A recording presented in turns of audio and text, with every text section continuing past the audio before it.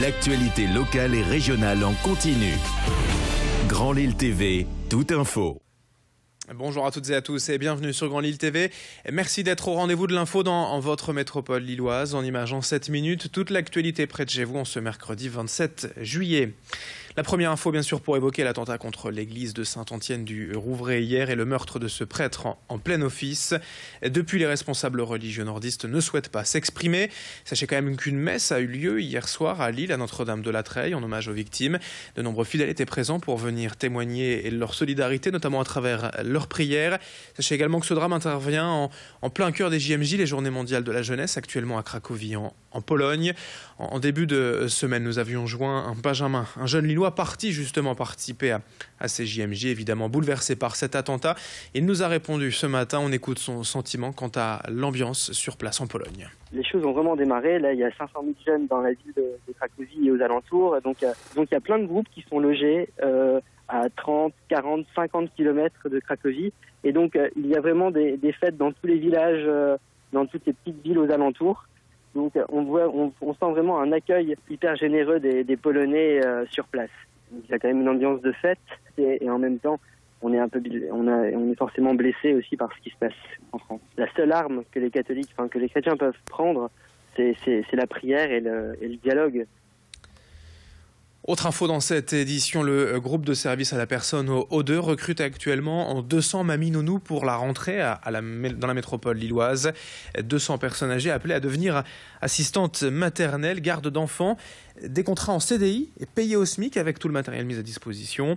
En fait, le contrat de l'entreprise est simple. Les retraités aujourd'hui souffrent parfois de revenus précaires, mais ont du temps à consacrer aux autres, notamment aux enfants. Et une grand-mère semble aussi plus rassurante et plus stable qu'une étudiante sans expérience aux yeux de certains parents. Le groupe compte déjà près de 600 mamies nounous en France, mais seulement une dizaine dans la région, alors que les familles seraient de plus en plus demandeuses. Alison Pelotier a rencontré la responsable de l'agence O2 à Lille, que l'on écoutera à tout à l'heure lors du prochain quart d'heure sur Grand Lille TV. On enchaîne avec le grand angle de la rédaction, un reportage à Onnain sur le site industriel de Toyota où plus de 10 000 Yaris sont produites chaque jour. 3 millions de ce modèle ont déjà été produits ici depuis 2001, date de l'installation de l'industrie japonaise dans la région. Un succès qui dépend bien sûr de la force de la marque Nippon, mais aussi du savoir-faire industriel régional, comme nous l'explique Alison Pelotier qui s'est rendue à Onnain pour nous dévoiler les secrets de l'usine.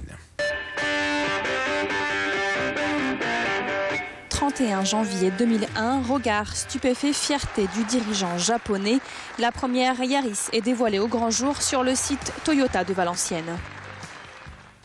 Depuis, 3 millions de Yaris ont été produites. 143 salariés il y a 15 ans, aujourd'hui ils sont près de 3800. Sur un site de 157 hectares avec des circuits de logistique modernes, Toyota mise sur le savoir-faire régional mais aussi sur la rentabilité. Économie de place, outils simples et efficaces, moins de retouches sur les véhicules. Ici, plus de 267 000 voitures sont produites par an, plus d'un tiers de la production de l'ensemble des usines Toyota. Entre le savoir-faire de notre région et les méthodes de production Toyota qui visent sur le développement des compétences et le développement du savoir-faire, on a réussi à faire en sorte que cette usine soit un des emblèmes de Toyota en Europe, puisque nous sommes le plus gros site de production en Europe. Abdelatif Hamzil est l'un des premiers salariés embauchés sur le site en 2001. Animateur d'équipe, 4 ans plus tard, il est promu chef de groupe chez Toyota. Aujourd'hui, il gère une équipe de 25 personnes et s'assure de leur sécurité. Ça a été un bonheur parce que j'étais intérimaire chez un concurrent et quand j'ai eu la chance de signer un CDI chez Toyota, c'est l'avenir qui s'est ouvert, qui s'est éclairci pour moi. J'ai aussi déménagé, j'habitais pas dans ce coin-ci, j'ai déménagé pour le travail et j'ai pu construire ma vie autour du travail, quoi. Règle d'or chez Toyota, la mise à l'arrêt des lignes de production pendant 50 minutes, une fois par semaine. Ouvriers et dirigeants se retrouvent pour discuter des problèmes et trouver des solutions. Objectif à moyen terme, faire exploser le compteur des productions de véhicules jusqu'à 300 000 par an. Une info en bref également dans ce journal, des travaux à vous signaler actuellement sur la 22 à Ouascal. Un chantier de nuit jusqu'au 29 juillet, jusqu'à vendredi, chaque soir de 20h à 6h du matin le lendemain. L'ADIR doit poser des capteurs de données pour analyser le trafic. Et en conséquence, la route sera fermée à divers endroits et des déviations ont mis en place. On termine avec une idée de sortie pour cet été pour découvrir les rives de la Deule d'une autre manière. À bord d'une roulotte tzigane, d'un bus anglais, d'une caravane américaine ou en dormant dans une yourte mongole ou un conteneur design industriel. Cette société s'appelle Deulin Insolite et comme son nom l'indique, l'objectif ici est de se dépayser à quelques kilomètres seulement de l'agglomération en découvrant une autre manière de vivre, le temps d'une nuit ou d'une journée. Le couple à l'origine du concept est un vrai passionné de voyage ayant déjà visité de nombreux pays.